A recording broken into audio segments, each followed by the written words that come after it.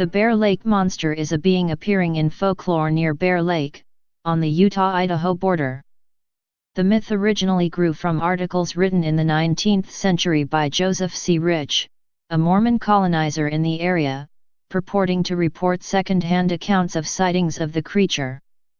However, he later recanted the stories. In recent years, the monster is considered to be a tourist attraction. The last reported sighting of the monster was in 2002.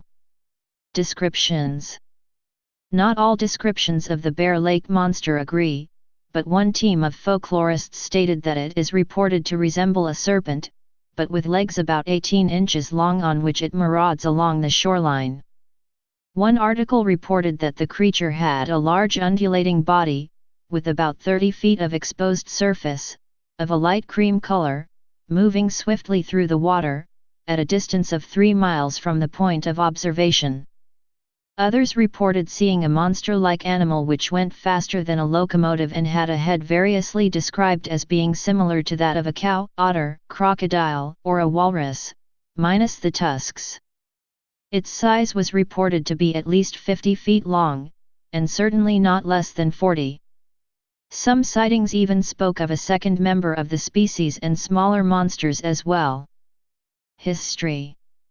An 1868 article in the Deseret News announced that, the Indians have a tradition concerning a strange, serpent-like creature inhabiting the waters of Bear Lake.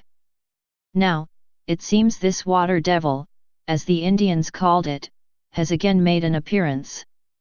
A number of our white settlers declare they have seen it with their own eyes. This Bear Lake Monster, they now call it, is causing a great deal of excitement up here, and then the author Joseph C. Rich went on to relate several sightings of the creature in recent times. The article created a stir in Salt Lake City, and within a month a news staff member quizzed many Bear Lake people and found hardly a person who doubted it. LDS church leaders took an interest in the monster, and when they visited the area on preaching tours, took the opportunity to speak firsthand with the residents of the region. They stated that they had conversation with Brother Charles C. Rich and other brethren from Bear Lake Valley, respecting the monster which have been seen in the lake, and found that they declared that the testimony that had been given by so many individuals, who have seen these creatures in so many places and under a variety of circumstances, that they, the locals, considered the story to be indisputable. The Deseret News continued to publish articles about the monster skeptically at times and defensively at others, while other local newspapers turned to attack the stories of a water devil. The Salt Lake Tribune even went as far as to quip that the monster was twin brother to the devil and cousin to Brigham. Articles about the Bear Lake Monster continued to appear over the next several years, either reciting new sightings of the Bear Lake Monster as well as similar creatures in other rivers and lakes in the Utah Territory, or calling the sightings into question. The number of alleged appearances of lake monsters all across northern Utah caused some people to speculate that there was an underground channel connecting the Great Salt Lake and other waterways to Bear Lake. Interest was high enough that at one point even LDS Church President Brigham Young decided to investigate the claims to find out whether the story was an honest tale of a serpent, or only a fish story, and went as far as sending a large rope to Paris, Idaho to aid in capturing the monster. Young wasn't the only person interested in capturing the creature.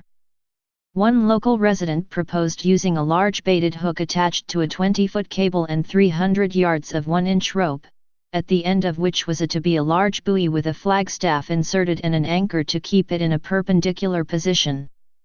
From the buoy 100 yards of 3/4-inch rope was to be extended to a tree on shore. When captured, it was hoped that the monster could exploit it for its wondrous proportions in the show business, in competition with the famous P.T. Barnum. Interest eventually died down in the subject and the phenomenon faded from public memory. 26 years following his articles and allegations, Joseph C. Rich finally admitted that it had all been a wonderful first-class lie. Modern Bear Lake Monster sightings. Sighting of the Bear Lake Monster continued even after Rich admitted that he fabricated the original sightings as a hoax. A 1907 letter published in a Logan, Utah newspaper claimed that two men had seen the Bear Lake behemoth attack their camp and kill one of their horses.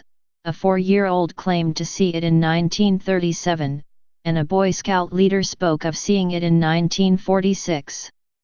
The last reported sighting of the monster was in June 2002, when Bear Lake business owner Brian Hirsky claims to have seen the monster.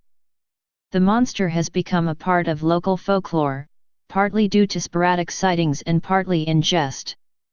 For years a Bear Lake monster boat, a tourist boat shaped to look like a green lake monster, offered a 45-minute scenic cruise of Bear Lake with folklore storytelling. Another self-parody that the locals have done is to fill a float in the Garden City, Utah Raspberry Days parade with local children and label it the real Bear Lake monsters.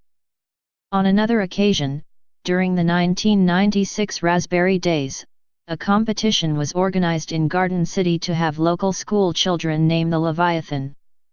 The judges decided on the name Isabella, which had been submitted by an 8-year-old girl. The Bear Lake monster also appears in Animal Planet's Lost Tapes drama series, in which it is depicted as similar to a crocodile or a mosasaur.